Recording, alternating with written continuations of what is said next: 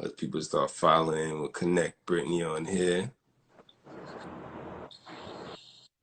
Hi, Hey, how you doing, Brittany? I'm doing. I'm doing well. Welcome to the Stoop. Thank you so much for joining us. We appreciate your time. Thank you so much for having me. I'm super excited. Yeah, me too. We had a little bit of technical difficulties, but we're good now. We're good. We're good. Great. No show for us. So, can you please introduce yourself a little bit so the people of the Stoop know who you are and what you do?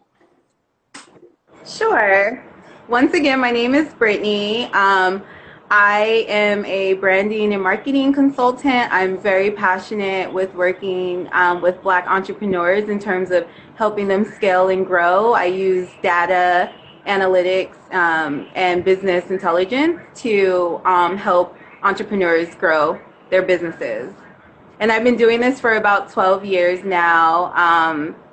Woo. I work for a small firm. Yeah, a very long time. I work for a small business intelligence firm.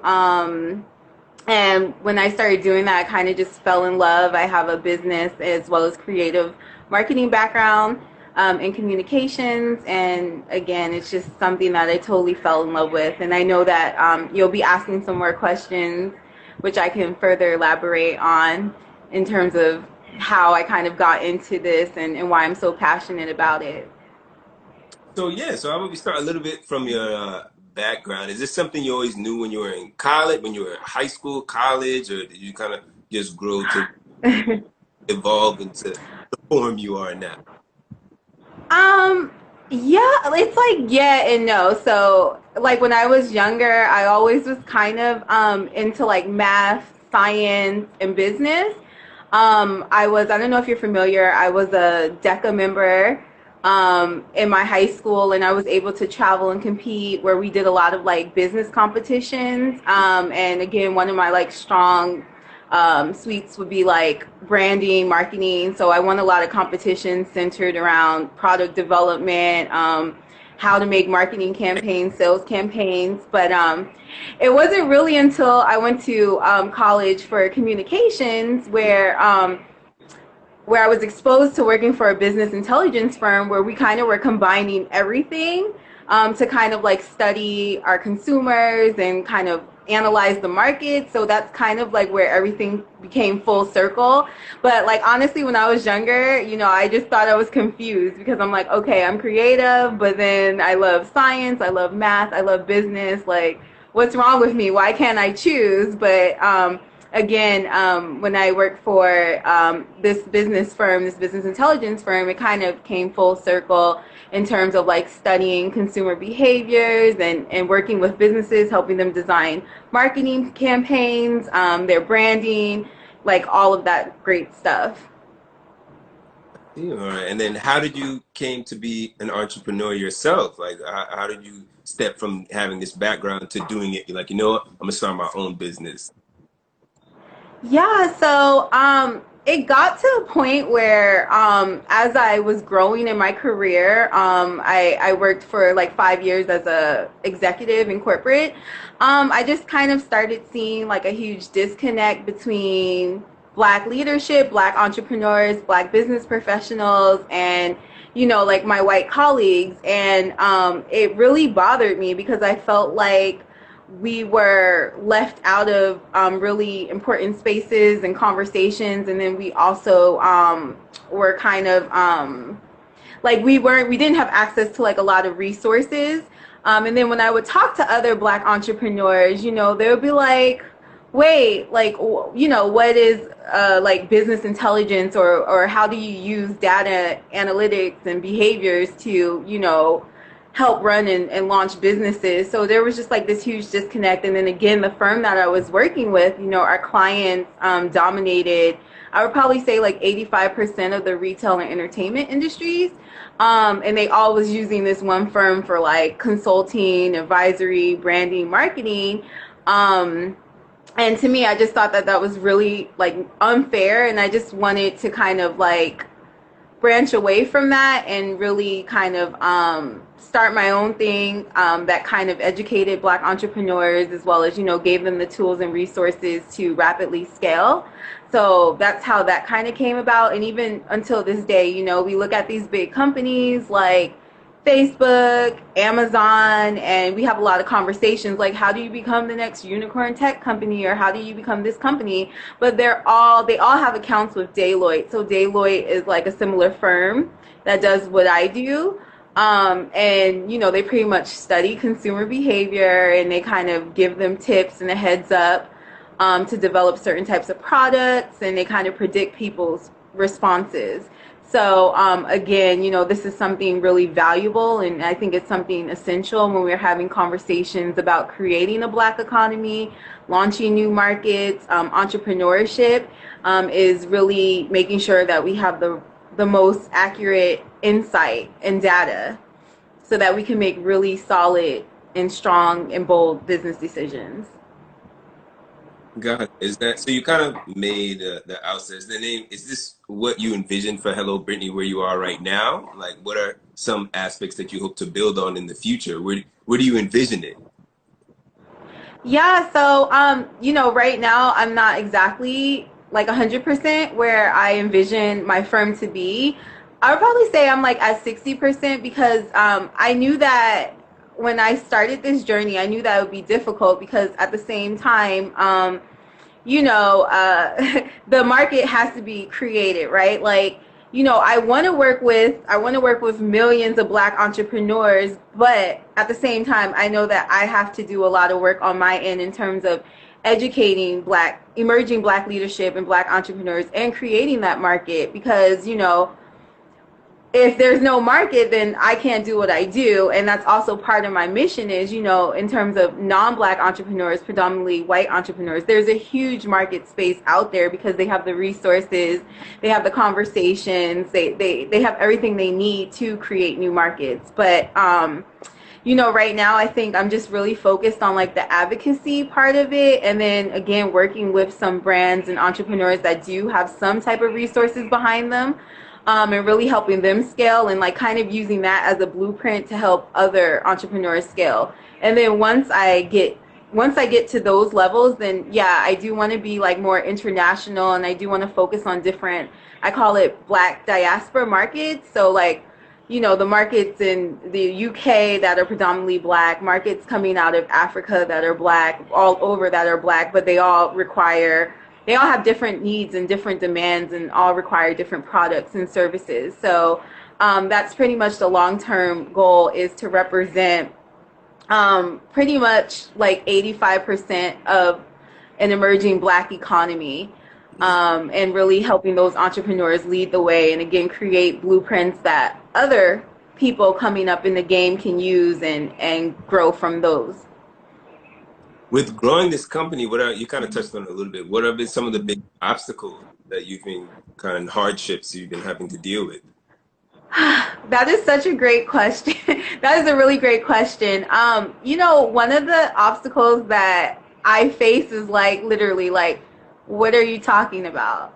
And it's like, it's like, okay, like, I'm always like, I'm always taken back by that question because it gets complicated really fast because also too, we've been so indoctrinated to be pretty much responsive to basically like essentially what white people are doing in tech. Like we feel like we either have to respond or copy that. So when you're like literally trying to explain like, hey, like, no, this isn't how it works. It's sort of like, wait, what are you talking about? It doesn't work like this. Well, Facebook does it like this. Instagram does it like this. And it's just like, they do it like that because they're using data to predict your behaviors, how you're going to interact with products, technologies, etc. And then they make projections off of that and they know how to market you. But if you had those same tools and you had those same resources, you can create your own market and you can create your own sectors.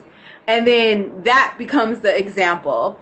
So yeah, again, it's sort of like we're so used to being users and consumers rather than true entrepreneurs. And a lot of us don't, because we're also naturally very visual. So a lot of us see the end goal. Like we see people having the nice homes, and we see people on Instagram, like hashtag I'm a boss, but a lot of people don't realize that, like, even a lot of our successful Black leadership, they have really good data. Like a good example would be, for instance, like Master P, right? Like Master P does a really great job at understanding who his consumer is and making products and services that cater to his consumer and the areas that they live in. So again, and that would be classified as data and behavior and using that to your advantage. But yeah, again, it's sort of like one of my biggest challenges is like, okay, like this sounds cool, but I still don't know what you're talking about. And again, also too, we also have a tendency as entrepreneurs to just wing it. And in business, like when you really want to run a real business, you have to be consistent, you have to be committed, and you can't wing it. Like you have to create a plan and you have to stick to it, and you also have to worry about your own grass. Like also that's another issue I face with people is like, but this person is doing this and this person is doing that, but it's like you guys don't even share the same consumer, you don't share the same, location. There's so many different factors, which that goes back to insight and data. There's so many different factors that really matter in really having a successful business and launching it, other than like freestyling and winging it. So yeah, that's a huge problem too. Like with some clients, when I try to put them on a schedule, they're like, no, I just woke up this morning and I just decided that I just wanted to change my brand colors to green when they were red. And it's like, wait, what? Like you have like 30,000 followers. You can't do that, like, and then, that creates further problems. So, yeah, just a combination of really not understanding, what I'm talking about, wanting that end result, but really, just being challenged with a lot of, habits and a lot of, information that we've internalized, and us kind of just and that kind of interfering with our success and business growth. But then again, yeah, like just people are like, just what are you saying, I don't know what you're talking about. Sounds good, but I don't know what you're talking about. So that's like a common issue that I face. Awesome. Thanks. Please reminding everyone, we're now here with Brittany Porter, a brand consultant. Drop your questions in the comments as we have her time and could pick her brain. As you mentioned before, you said you found difficulty with people saying, I don't know what you're talking about. Mm-hmm. that. Do you find not only is it a lack of knowledge, but they have some problem with believing you in terms of the intersectionality of you being Black and a female? Do you feel like any of that has anything to do with it? And can you speak on it? Yes, absolutely.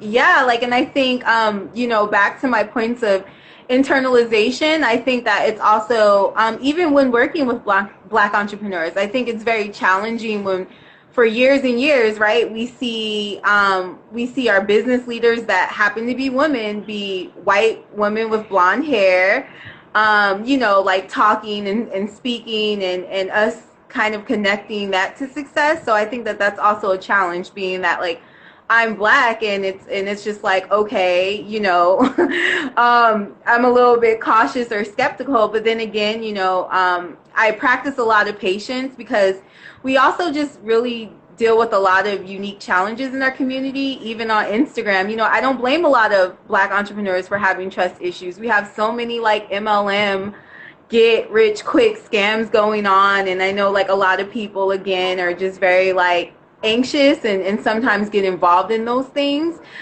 So again, it makes my job, my work a little bit harder. And people are very skeptical, but again, I try to be very communicative with clients and very detailed. Like I like clients to know exactly what I'm doing, what the outcome is, because again, I'm really big on consistency. So it's like, if you follow these steps, you'll get these results. It's like baking, right? Like if you put in these measurements, you get these results. If you want to add a little bit of this and that and be experimental, I can't guarantee those results. So I really try to be very like hands-on and be communicative and take a very educational approach rather than an open-ended approach, because I also know that so many of us have been victims of scams and all types of things, you know, continuously, you know. So I try to kind of keep that in mind. But yeah, it does present, all these things do present challenges. And again, that's why I'm focused on the advocacy and the educational aspect of this. Hi, Paris. But yeah. Of course, of course. So in general, how important is it to collect data specifically for Black culture or in Black culture for Black art? It's so important. Like, one thing I do want to stress today is that we cannot have conversations about Black economies, Black entrepreneurship, Black businesses without talking about Black data. Because how can you have a successful business if you're not creating products, inventions, technology, or services that better enhance your community? So, and again, that circles back to data. You know, we also have to be more educated on how data has historically been used. You know, I'll give an example. So, like, since the 60s, for instance, banks have used data in a very unethical way.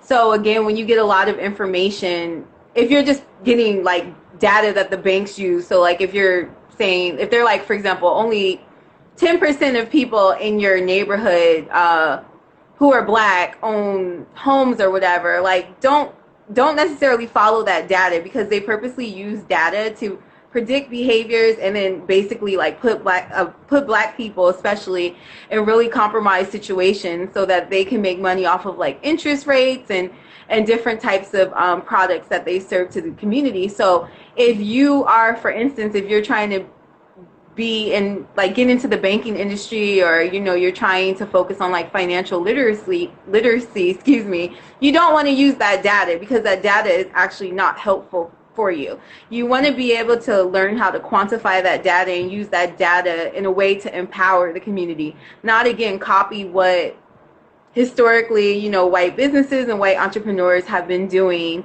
and exploiting the community. So again, like really learning how to use data and learning how to read it, and also learning how to use data to problem solve, not just like taking the data and being like, okay, and like copying and pasting it into a post. No, like we have to learn how to use that data to create solutions. So it's like, okay, like if only 10% of, you know, Black people within my community are buying homes, what's the underlying issue here? Like, okay, maybe I need to focus on creating more resources for, you know, for like grants and to get these people in the community to get money, like through grants, or creating more jobs or something like that, but not just saying, okay, like, you know, these people are misbudgeting their money or these people are being discriminated against. No, it's like deeper than that. So yeah, learning how to use data to problem solve and to create alternatives. And then that's how you create new markets. That's how you create new services and successful products and things that actually work. Got you. Getting a question from our audience. Shout out Sasha, as per usual. What are some of the basic that a business person should seek to know immediately about their consumer base? That's a really good question. So again, there's a few things like, you know, again, I'm really understanding, depending on like what you're trying to market or sell, really understanding the why, like using data to understand, like for instance, let's say you want to sell beachwear in your town. Like, why would your market want beachwear? Why is it important that they have it, or why haven't they had access to those types of products? So really, yes, thank you, Paris. Really understanding, yes, like consumer behavior, like the why, what caused it, and really creating products and services to that present a solution, not more of a problem. And also to being like realistic again, even back to my journey is like, you know, really understanding that like sometimes you have really amazing ideas, but also understanding sometimes the market isn't there yet. The market is yet to be developed. So also, you know, being upfront to yourself as an entrepreneur, like, am I also willing to put in the work to develop this market so that I can see success by selling this product, you know? Yeah, like buying habits, consumer behavior, just understanding the why. Like, why is this person? Why would this person want to buy this product? Um, you just wrote, what is your product or service is completely new? Oh, yeah. So like if your product or service is completely new, the same thing. Like, just I think the first step of it would be, okay, like, does this market or economy, does this need to be further developed? And then maybe putting your energy in developing the economy. So I can't really think of something, you know, that's new because we pretty much have things that we already know of. But like, you know, let's say you have like a new food, right? Almost like the impossible meat or whatever, right? Like, they did a lot of marketing and branding and advocacy, educating people about the benefits of being vegan and what they put in their meat. They had to develop the market before they just, you know, approach all these fast food restaurants and all these grocery stores. So I think it's the same with Black entrepreneurs. Like, yes, you can have a phenomenal, amazing, groundbreaking product, but if the market's not there, you're going to be going around in circles until someone else invests in expanding the market, and then you're going to be behind. So, you know, making sure you're being really practical and realistic. And yeah, and just making sure you're doing your homework, and also too, you're surrounding yourself with the right people and the right resources. Not to sound cliche, but you're really surrounding yourself with your tribe, like really making sure you're doing business and you're getting support from people who also share the same interests as you, because that's how you can like join forces to spread awareness, create advocacy, and to expand the market. And I think the last guest mentioned before, it takes a village. So I think that, again, yeah, just really understanding who your consumer is or who your consumer can be. And then also asking yourself as an entrepreneur, am I willing to invest in expanding a market that doesn't exist yet? Mm. I'm hearing a lot of talk that during COVID-19, people are saying it's a great way for the Black community, Black entrepreneurs to come up. Do you think that's true, and why is that? Yes, I actually think COVID has been like a crazy blessing in disguise. Unfortunately, I personally believe that if there's one thing that Black people know how to do best, is we know how to make things happen out of scarcity.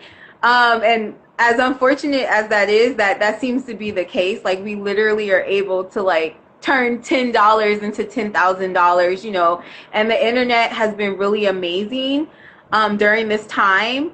But again, I think that we've been doing a phenomenal job taking advantage of COVID and organizing through the internet, and again finding our tribe. So like really linking up with people who have similar ideas as us, similar beliefs, and really creating new markets and sectors, because I'm seeing a lot of new markets rise up now, which I think is really great. And even for what I do, is I'm seeing the economy that I'm targeting kind of opening up. So I think that COVID has been really amazing, and I think that we're taking full advantage right now, organizing and really finding people who share the same beliefs and really moving in a cooperative way. So how should, say I'm already an entrepreneur, what are some economic trends or things I should be paying attention to hop on during this time? Um, I think right now is a great time to really be vigilant, excuse me, in regarding to what type of resources they're giving out financially. So like take advantage of all the grants that they're giving out. all of the rent assistance, the housing assistance, all of the above right now, and using, using that money and using those resources to, again, get better organized and, really propel ourselves forward, taking advantage of a lot of free time that we have. I think like something crazy like maybe 60 or 70% of Americans are unemployed right now. Take advantage of that time. Like, get refocused, get recentered, use all the resources you have to really connect with people. Get a mentor right now. I think, yeah, like I think that, again, the financial trends are really great right now because they're just giving out money like crazy. Also, a lot of like political trends are really amazing. Like, we have a lot of people now in our government who are really listening and who are really being interactive on social media.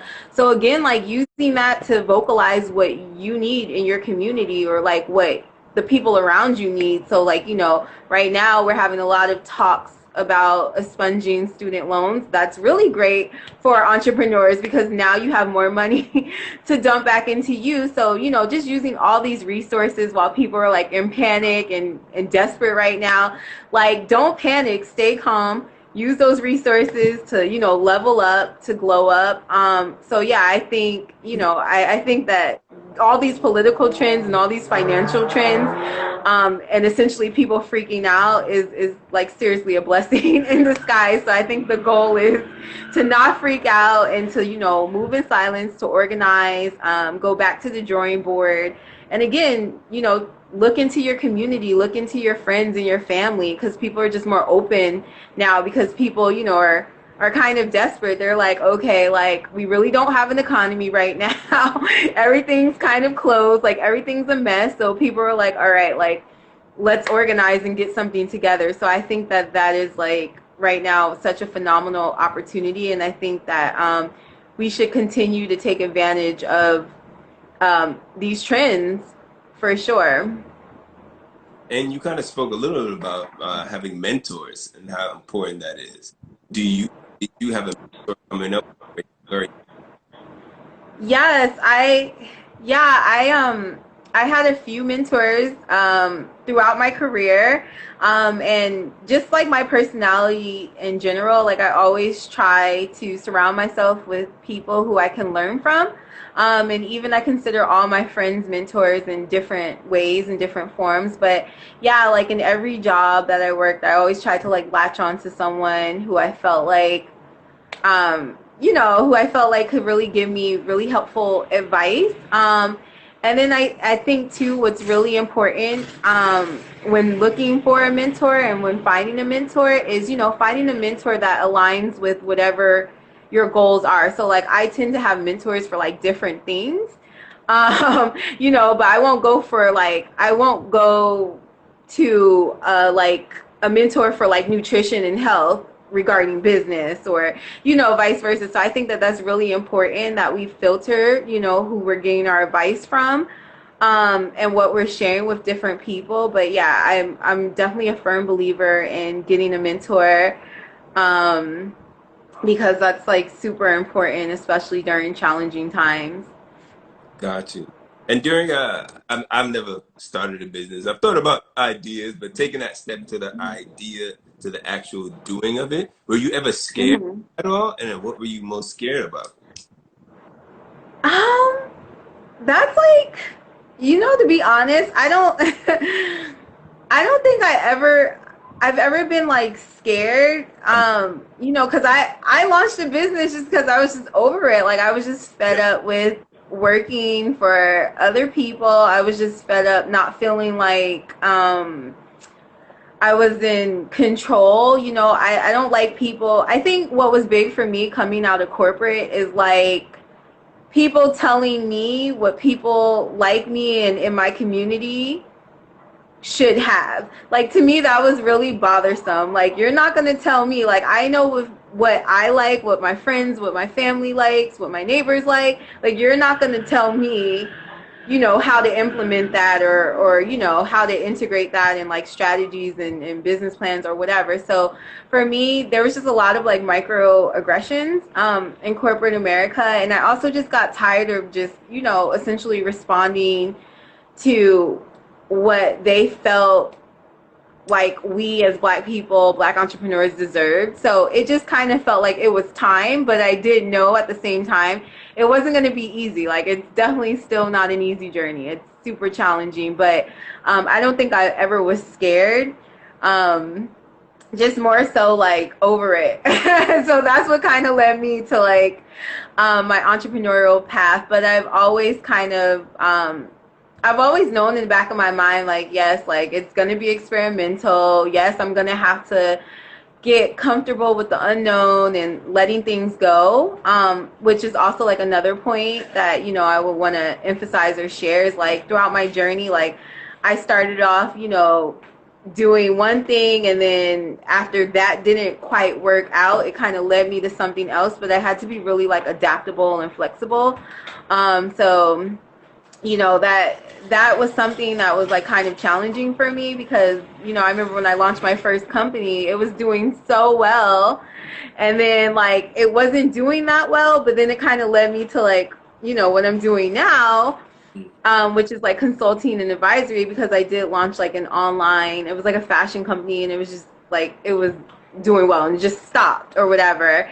And then I was just like, oh my gosh, but this is what I'm supposed to be doing or whatever. But it was like, no, I'm supposed to be doing like consulting, advisory, and like what I'm doing now. So I think, also as an entrepreneur, just, yeah, like just being flexible and following the data and, not getting too attached to, even though things are your baby, it's like sometimes, your baby grows, it grows like a child. It grows into other things, and you just have to be willing to roll with it. Hmm. How important is, you say you weren't really scared. How important is confidence and like understanding your self identity in terms of being an entrepreneur? Yeah, that's super important. And every day, even that's a major journey for me. Like I meditate on that because it's challenging. Like, I know we see so much on social media where really successful business leaders are like, you have to get used to rejection. And it's true. Like, being an entrepreneur, it's like I get rejected constantly, but it's like I can't take that rejection personally because I know that most of the time people are like projecting their own insecurities and their own bias sometimes that they've internalized onto me. So yeah, like definitely working towards every day getting used to rejection, and also really allowing the universe to bring you the resources and the people you need. Surrender, because not getting too stuck on, I guess again, going with the flow, not getting too stuck on an outcome, because again, once I've kind of taken that approach, like things have like flowed to me. It's like, okay, I get rejected, okay, that's not a good client for me, that's not a good fit, that's not a good direction. And then all of a sudden, a week, 2 weeks later, like someone or something that's a better fit comes along. So just really, just getting comfortable with just going with the flow and not taking rejection personally. I think that builds up confidence as an entrepreneur, but again, it's not easy at all because it's like it's constant rejection because you're constantly putting yourself out there every single day. Yes, leave room for the magic. Absolutely. Manifestation, law of attraction. That's how it works. Create the space for it. I hear you. Brittany, thank you so much for being on the stoop. We really appreciate your time. Thank you. What are some of the last parting words you'd like to leave for the stoop, for the people on the stoop, if you don't mind? I just want to just say to everyone who's tuned in and everyone who's on their entrepreneurial journey, or anyone who's about to embark on that journey, just really look to your community. Like we have so many, even though we historically have lacked resources, we have so many resources in our communities, and through our family, our friends, and our social circles. So I think now it's so important to tap into those resources and to really work together to really create and manifest what it is that you're trying to bring to life. So yeah, I think it's so important to yeah, like work with your community and not really seek validation from these random outside companies that aren't really aligned with what I think a lot of us are trying to do right now. And yeah, that's pretty much, that would be my last parting words. Thank you so much again. We really You're appreciate. welcome. We'll post, everyone watch this video again. We'll post it. She's dropping a lot of key knowledge points and nuggets. Take care. Yes. All right, Thank Brittany. you so much. No problem. Nice talking with you. Take care. Same.